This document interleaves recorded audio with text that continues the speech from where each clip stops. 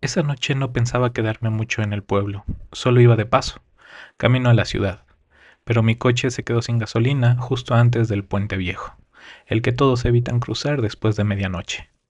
Bajé con una linterna, el río abajo sonaba como si arrastrara piedras enormes. El aire era demasiado frío para el verano. De pronto, escuché algo. No eran insectos ni el agua, era un llanto, suave, quebrado, como el de una mujer que acaba de perderlo todo. ¡Ay, mis hijos! Se me heló la sangre. Miré alrededor, convencido de que alguien pedía ayuda. Grité. ¿Hay alguien ahí? El llanto se clavó en mis oídos, como si la voz estuviera justo detrás de mí y al mismo tiempo lejos, en la otra orilla. Recordé lo que decían las leyendas: si la escuchas cerca, está lejos, pero si la escuchas lejos, está justo detrás de ti. La linterna parpadeó y se apagó. En la penumbra vi una silueta blanca, flotando apenas sobre el suelo, con el cabello suelto cubriéndole la cara. Avanzaba lentamente hacia mí sin tocar la tierra. Quise correr, pero mis piernas no respondían.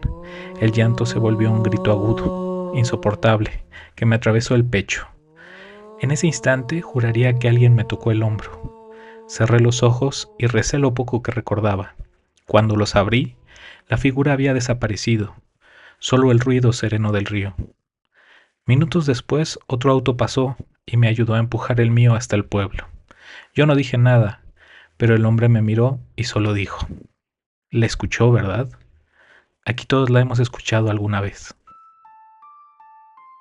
Bienvenidos. En este primer episodio de La Calavera Nocturna te contaré sobre la historia de una de las leyendas más reconocidas de México y de toda América Latina, sobre una mujer que sufre y grita por los caminos, La Llorona. Existen muchas versiones sobre dónde se aparece, desde México pasando por toda América Latina, incluyendo Estados Unidos, y en algunos casos hay registros en Europa, aunque México siempre es el referente. Se cuenta que fue una mujer indígena, la cual nunca se da con un verdadero nombre, sino que se ha asociado con diferentes figuras, incluyendo a la diosa azteca Cihuacóatl, la propia Malinche o Malinali, y en algunas versiones nombres como Yoltzin o Nahui. Se cuenta que fue engañada por un hacendado español en tiempos de la conquista. En algunas versiones, en las que se habla de ella como la Malinche, se hace referencia a que fue el propio Hernán Cortés. Otros dicen que fue una madre que, cegada por la ira, la locura o el abandono, ahogó a sus hijos en un río y posteriormente murió de tristeza.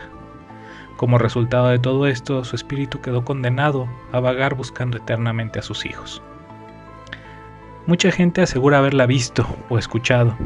Se menciona que si su lamento se escucha lejos, en realidad está muy cerca, y si parece que está junto a ti, significa que aún hay tiempo para correr. Se habla de ella como una mujer vestida de blanco, el rostro cubierto, deambulando entre calles solitarias, canales y cementerios. Dicen que el diablo está en los detalles, por lo que hoy les traigo algunos datos insólitos, raros o no tan conocidos de La Llorona.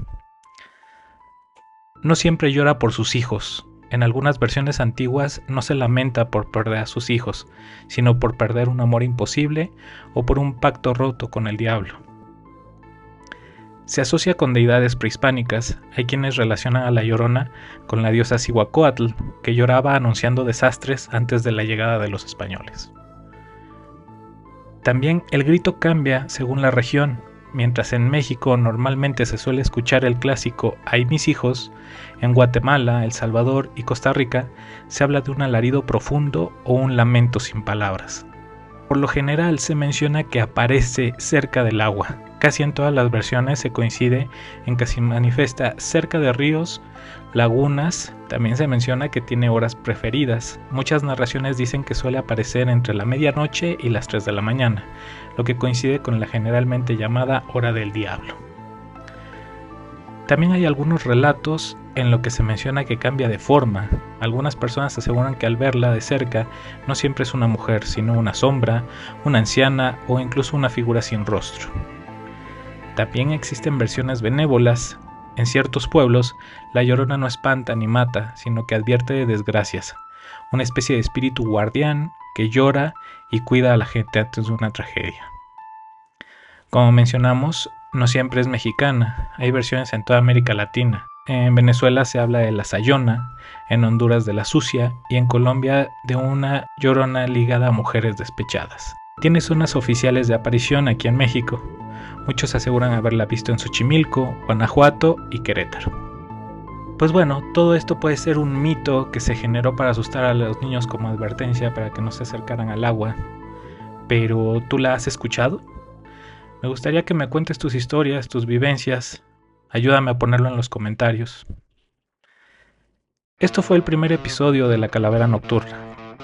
Yo soy La Calavera y si te atreves a acompañarme en este proyecto por leyendas, misterios y relatos que no son del todo de este mundo, hasta la próxima y cuidado con lo que está en la oscuridad.